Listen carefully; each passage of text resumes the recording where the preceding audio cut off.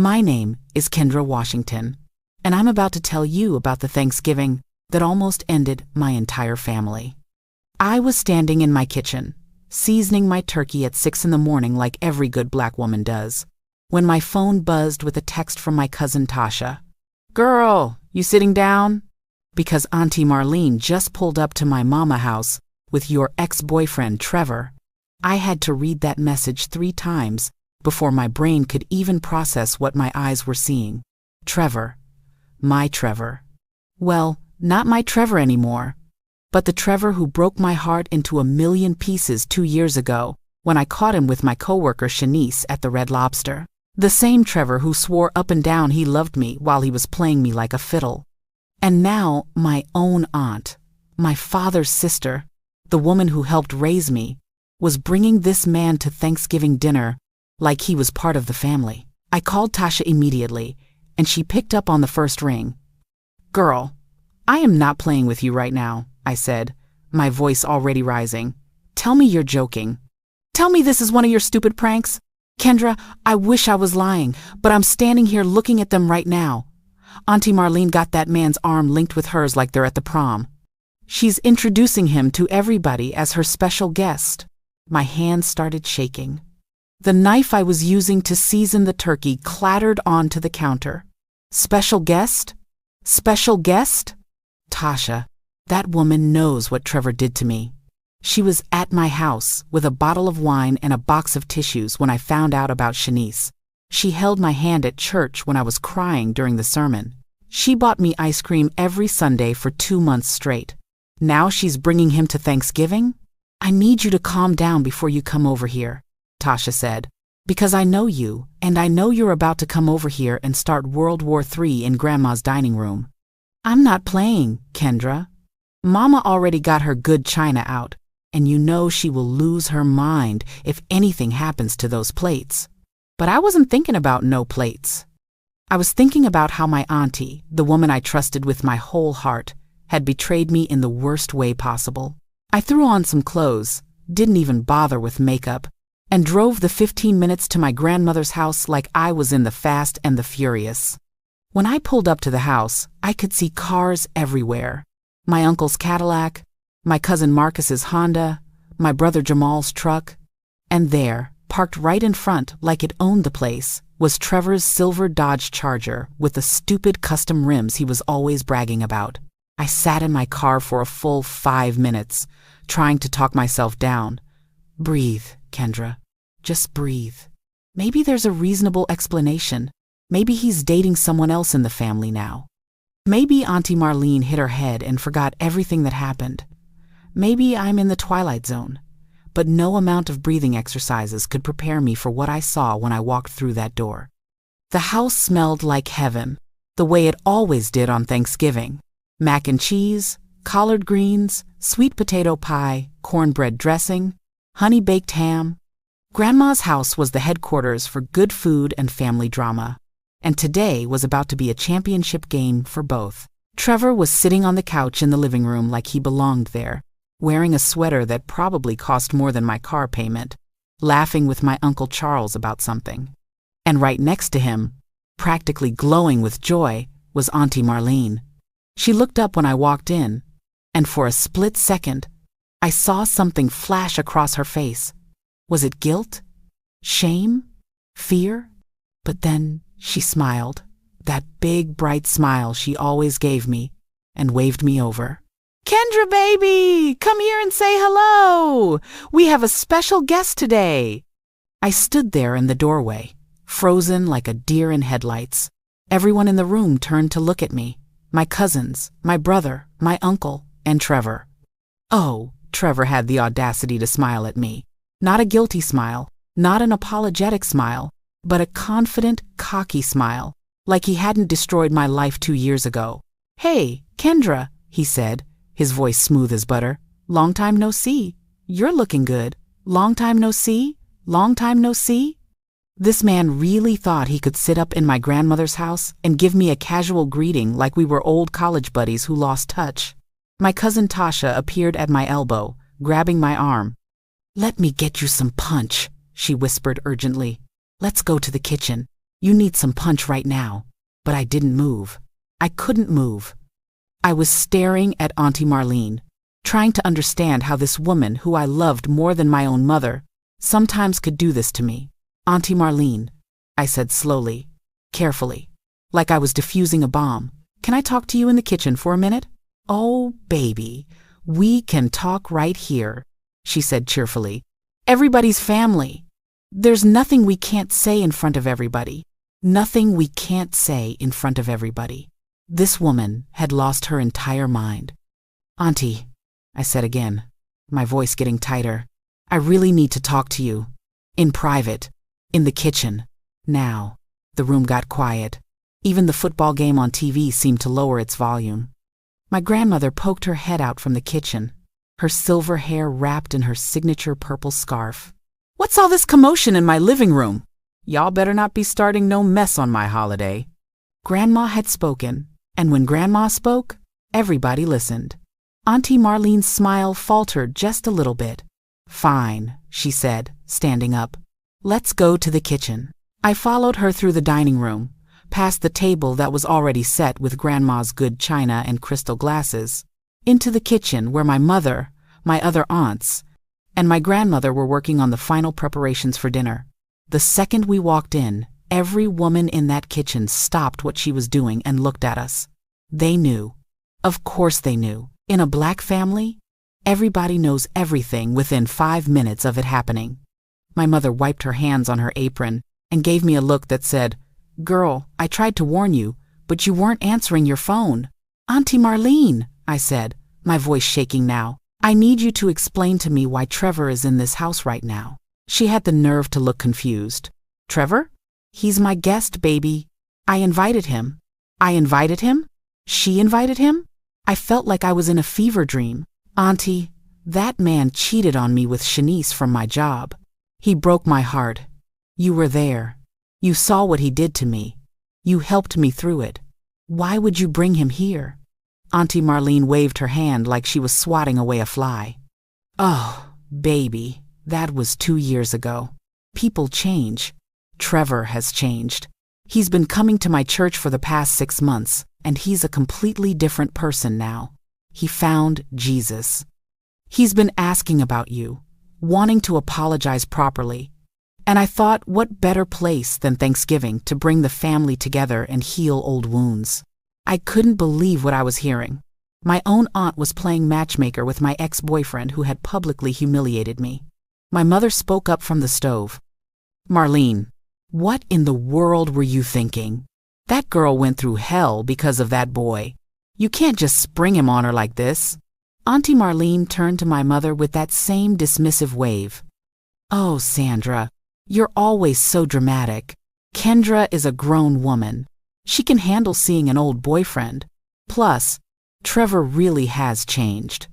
He's got a good job now. He's going to church. He's respectful. I think they should give it another try. Give it another try? Give it another try? I was about to lose my mind in my grandmother's kitchen, and the only thing stopping me was the fact that Grandma was giving me a warning look that said, Don't you dare raise your voice in my house on Thanksgiving. Auntie, I said, trying to keep my voice steady, I appreciate that you think Trevor has changed. I really do. But you don't get to make that decision for me. You don't get to invite him into a family gathering without asking me first. This is supposed to be a safe space for me, and now I don't feel safe. Auntie Marlene's face hardened.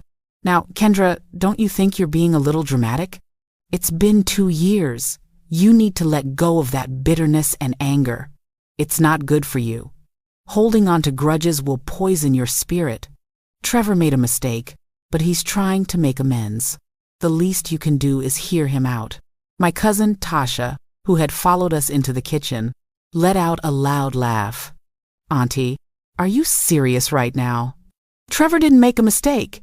He was in a whole relationship with Shanice for 6 months while he was still with Kendra. That's not a mistake. That's a choice. A whole series of choices. My Aunt Beverly, my mother's sister, chimed in. Marlene, I love you, but this is wrong. You know this is wrong. You can't ambush Kendra like this. If Trevor wanted to apologize, He should have reached out to Kendra directly, not used you as a go-between. Auntie Marlene crossed her arms. I'm just trying to help. That girl needs a good man, and Trevor has potential. She's not getting any younger, and I don't see anyone else knocking on her door. The kitchen exploded. My mother threw down her spoon. Excuse me? My daughter doesn't need you playing matchmaker with someone who hurt her, Tasha gasped. Auntie, that's out of line. My grandmother, who had been silent this whole time, finally spoke. Marlene, you're my daughter and I love you, but you done lost your mind.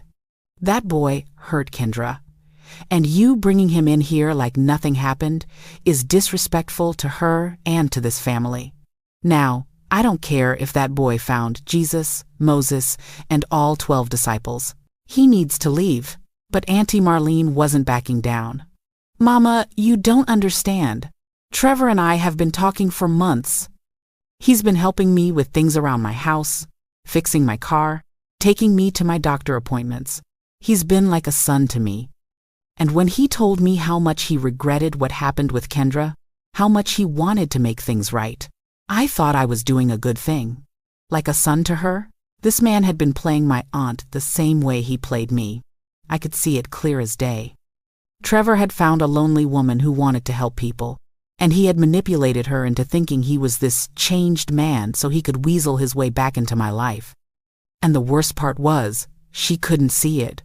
Auntie, I said quietly, he's using you. Can't you see that? He doesn't care about making amends. He wants something from me, probably money or a place to stay, and he's using you to get to me.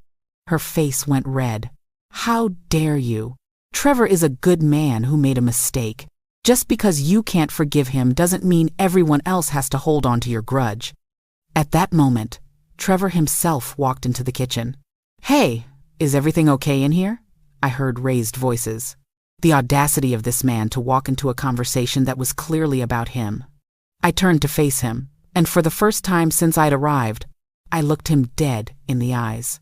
Trevor, I need you to leave. This is a family gathering, and you are not family.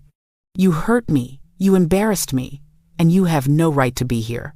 He held up his hands like he was innocent. Kendra, I understand you're upset, but I really have changed. I'm not the same person I was 2 years ago. I've been in therapy, I've been going to church, I've been working on myself.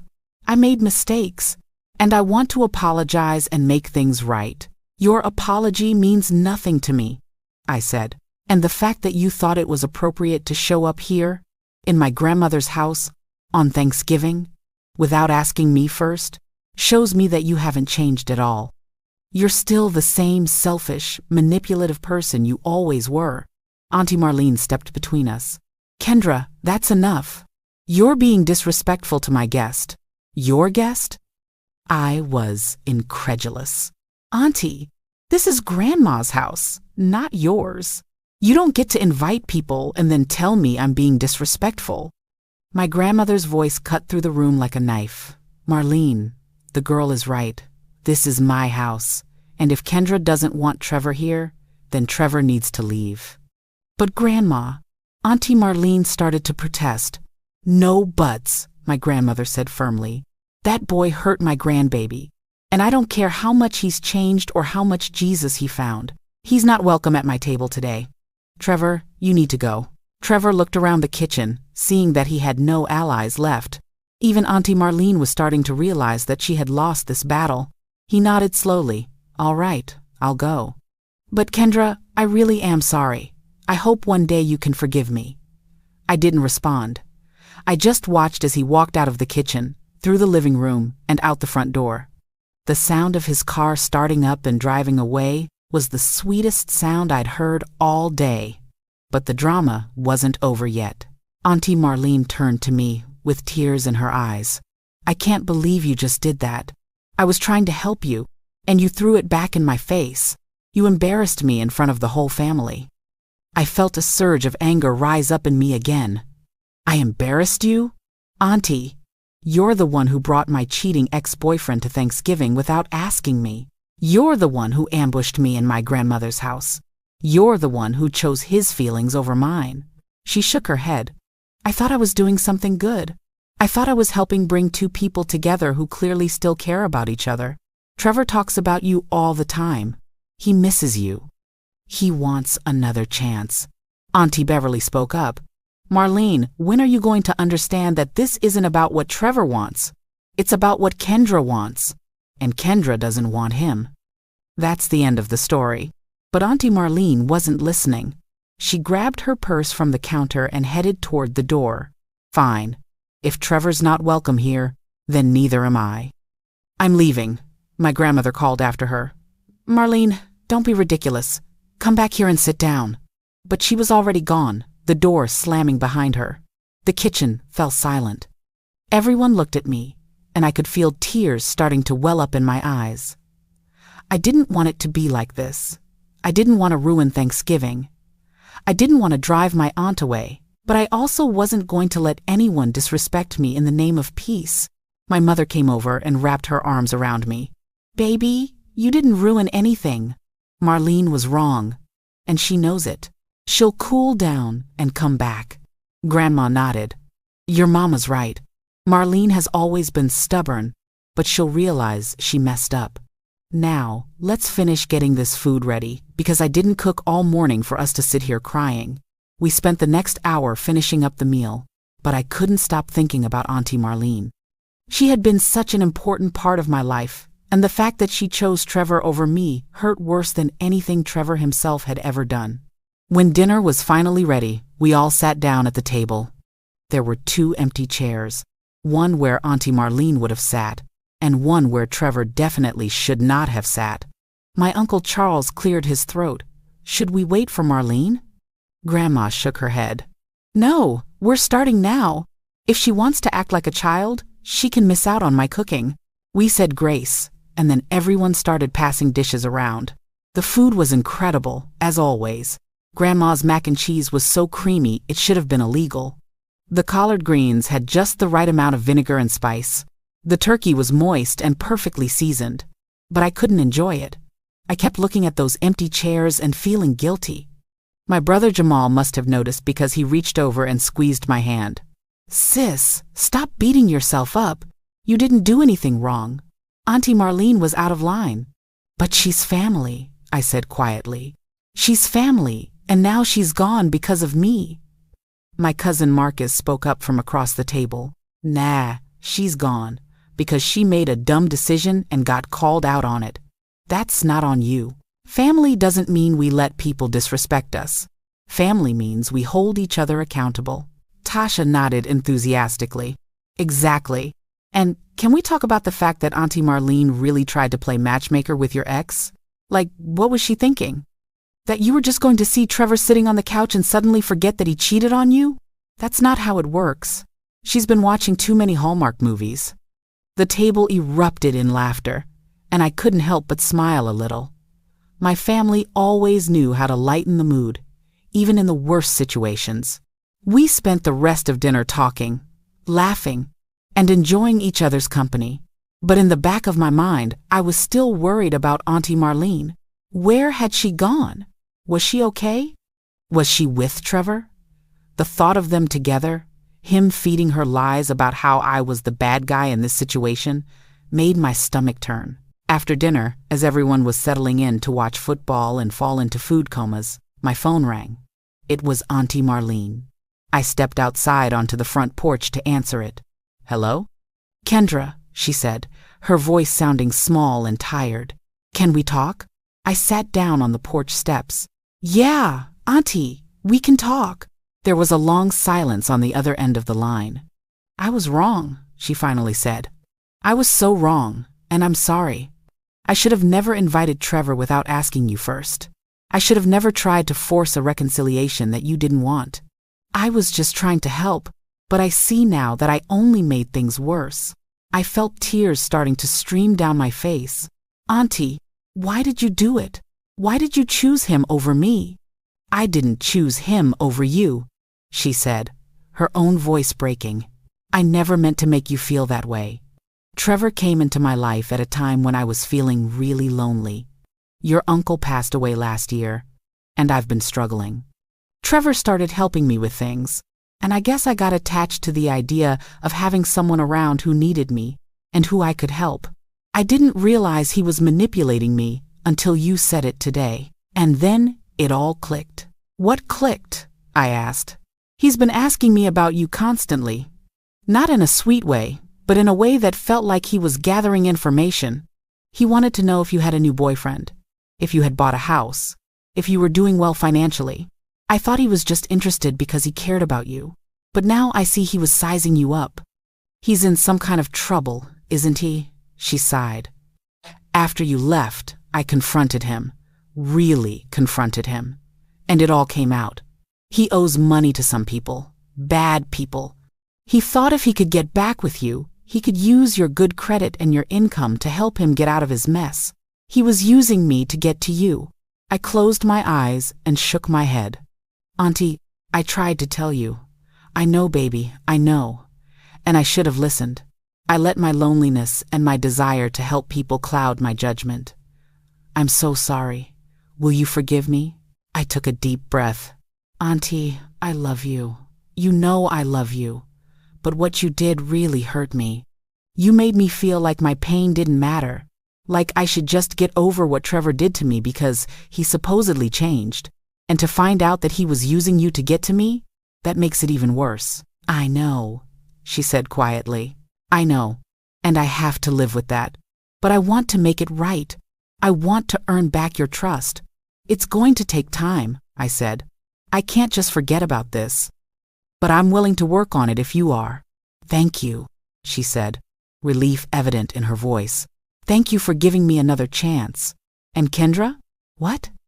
That boy is blocked from my phone, my house, and my life. If I ever see him again, it'll be too soon. I smiled through my tears. Good. That's real good. We talked for a few more minutes before hanging up. When I went back inside, my family was gathered around the TV, yelling at the football game like their lives depended on it. My grandmother looked up at me and raised her eyebrows in a silent question. I nodded, and she smiled. The rest of Thanksgiving was peaceful. We ate pie, we played cards, we took turns telling embarrassing family stories that had everyone crying with laughter. And as I sat there, surrounded by the people who truly loved me, I realized something important. Family isn't about being perfect. It's not about never making mistakes or never hurting each other. It's about being willing to admit when you're wrong, to apologize when you've caused pain, and to work on rebuilding trust even when it's hard. Auntie Marlene had made a huge mistake, but she owned up to it. She apologized, and she was willing to do the work to make things right. That's what real family does. As for Trevor, I later found out through the grapevine that he did indeed owe money to some very dangerous people. He ended up having to leave town to avoid them.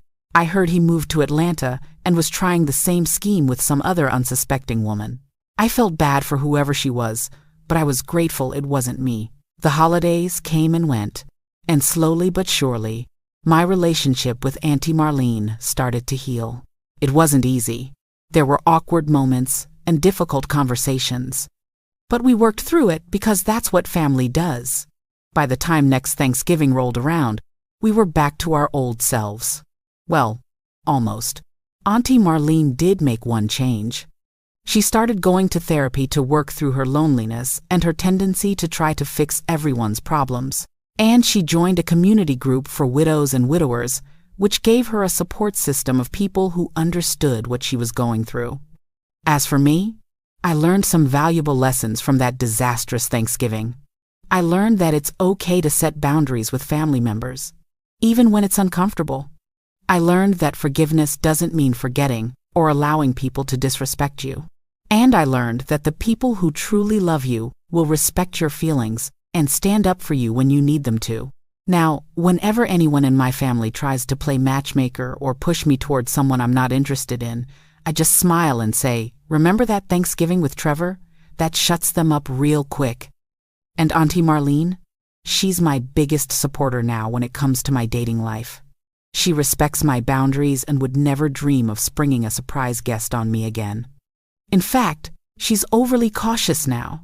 I started dating a really great guy named Malcolm about 6 months after that Thanksgiving. And when I wanted to bring him to the next family gathering, Auntie Marlene called me 3 times to make sure I was absolutely certain I wanted him there and that no one would have any objections. I had to laugh because it was such a change from before, but I appreciated it. I appreciated that she had learned from her mistake and was actively trying to do better. Looking back on it now, that Thanksgiving was a blessing in disguise. It forced conversations that needed to happen. It exposed Trevor's true intentions before he could do any more damage. And it showed me who in my family would really have my back when things got tough. My grandmother, my mother, my aunts, my cousins, they all stood up for me that day. They made it clear that my feelings mattered and that I deserved to be respected. That's the kind of family support everyone should have. So, if you're reading this and you're in a similar situation where a family member is pushing you towards someone who hurt you or trying to force a reconciliation you don't want, know that it's okay to say no. It's okay to set boundaries. It's okay to prioritize your own mental health and well-being over someone else's idea of what's best for you. And if your family truly loves you, they'll understand. They might not like it at first. They might push back or try to guilt you into changing your mind. But if you stand firm and make it clear that your boundaries are non-negotiable, eventually they'll come around. At least, that's been my experience. This Thanksgiving, as I sat around my grandmother's table with my family and my boyfriend Malcolm by my side, I felt truly grateful. Not just for the food or the company, but for the journey that had brought us all to this point. I was grateful for a family that could work through conflict and come out stronger on the other side. I was grateful for an aunt who was humble enough to admit when she was wrong and brave enough to do the work to change. I was grateful for a grandmother who set the standard for what family should be. Unwavering love mixed with firm boundaries and high expectations. And I was grateful for myself, for having the courage to stand up for what I deserved even when it was hard. As we said grace before the meal, I added my own silent prayer of thanks. Thank you for family, even when they drive me crazy. Thank you for growth, even when it's painful. Thank you for second chances, for healing, and for the wisdom to know when to hold on and when to let go. And please, Lord, never let anyone bring another ex-boyfriend to Thanksgiving dinner. Amen. Like this video if it touched something in you. Subscribe if you want to hear more stories about what it means to be human, to be family, and to choose love even when it's complicated. I'll see you next time.